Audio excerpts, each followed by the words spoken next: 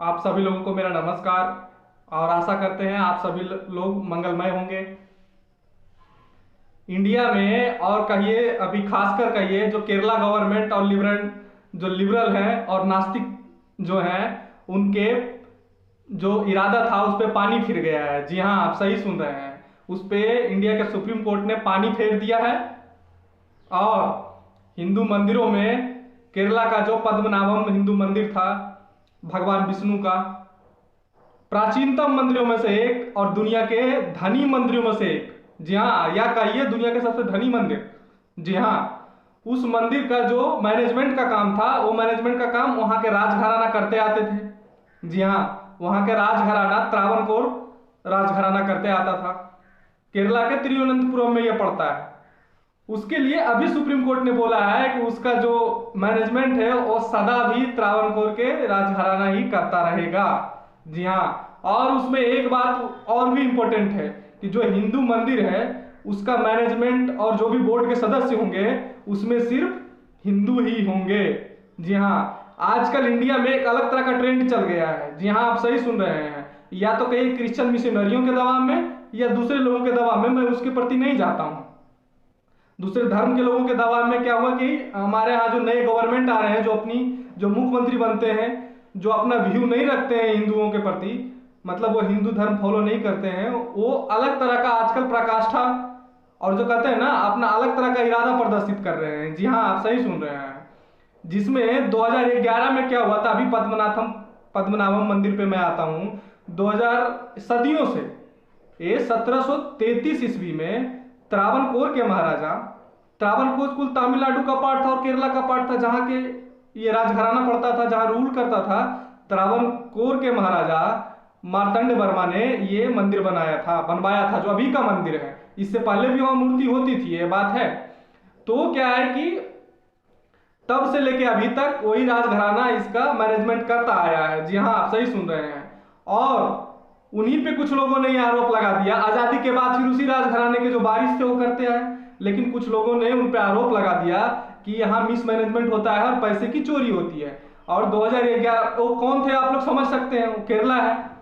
अब मैं क्या खुल के बोलूँ, आप लोग खुद उतना आजकल न्यूज़ सुनते हैं, पता होगा केरला का सिचुएशन क्या है।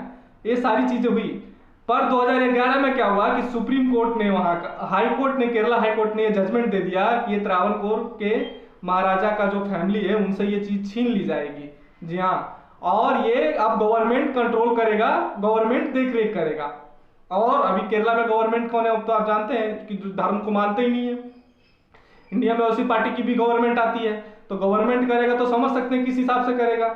और आपको ये बात जान के हैरानी होगी कि 90,000 लगभग 1 लाख करोड़ रुपया का हीरे जवाहरात, क्रॉन, गोल्ड ये सब मिले वहां के तिजोरी में से। वो भी एक तिजोरी खोला नहीं गया तब, जो कि वहां की राज फैमिली मानता है कि ये तिजोरी खोलना नहीं चाहिए, सदियों से तिजोरी नहीं खुला है।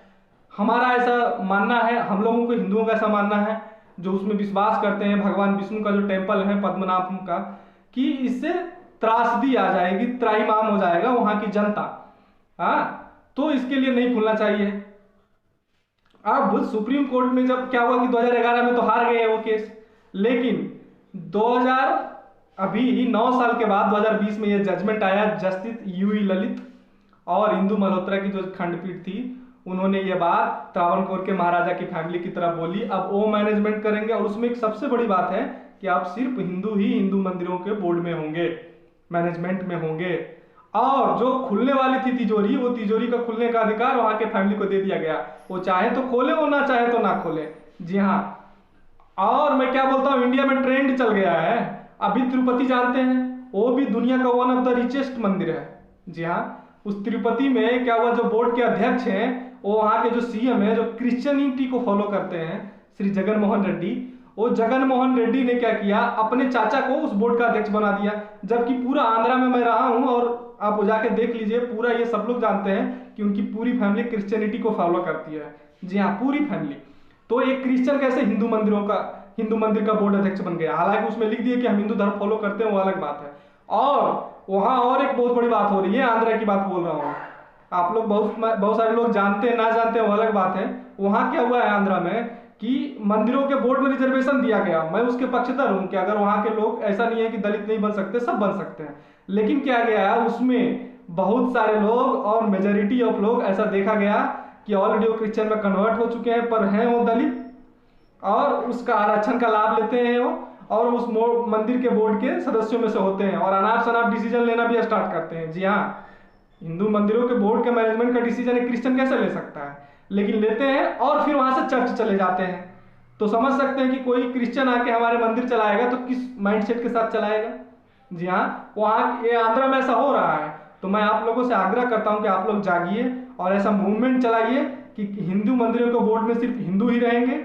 जी हाँ, उसमें कोई भी दूसरे धर्म के फॉलोवर आके हमारे मंदिर के बोर्ड मैनेजमेंट में शामिल नहीं हो सकता। जिस तरह से बहुत सारे मस्जिदों में हिंदुओं और दूसरे धर्मों के जाने की आज़ादी नहीं है, उसी तरह हमारे मंदिरों में हम तो दिल खोलने वाले आदमी हैं। बहुत सारे लोग हमारे मंदिरों में आते हैं और घूम के चले जाते हैं, वो अलग बात है, लेकिन हमारा मंदिर हम कैसे चलाएंगे, हम मैनेजमेंट कैसे करेंगे, ये दूसरे धर्म वाले कैसे बोल सकते हैं, ये दूसरे धर्म वाले कैसे चला सकते हैं। शायद जो सुप्रीम कोर्ट है इंडिया का, उन्होंने यही सब पक्ष देखा होगा, क्योंकि जो हम धर्म फॉलो कर रहे हैं वो हम जानते हैं वो धर्म कैसे चलेगा।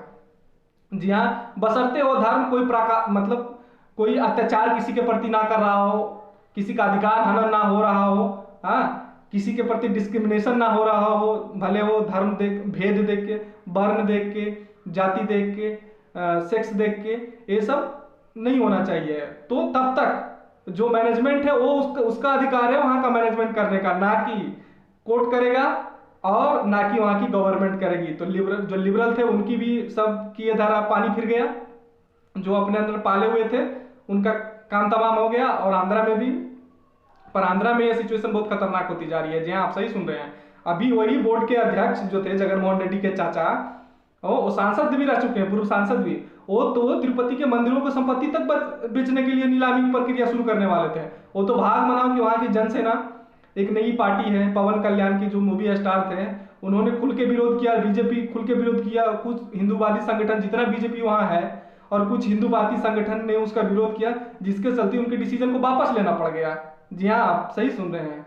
तो अब हम लोग को जागना है और हम लोग ये कहें कि हमारे मंदिरों में सिर्फ हिंदू धर्म को जो फॉलो करते हैं, जो जानकार हैं, वही, भले वो किसी जाति से, मैं ये नहीं कहता कि उसमें ब्राह्मण ही होगा, उसमें दलित ही होगा, अपर वर्ग के होगा, सभी होंगे, लेकिन जो हिंदू धर्म को फॉलो करते हैं वो होना चाहिए। जी हाँ, अभी तक आप मेरा वीडियो देख रहे हैं और मेरे इस विचार से अगर आप लोग सहमत हैं तो मेरे चैनल को सब्सक्राइब जरूर करिए।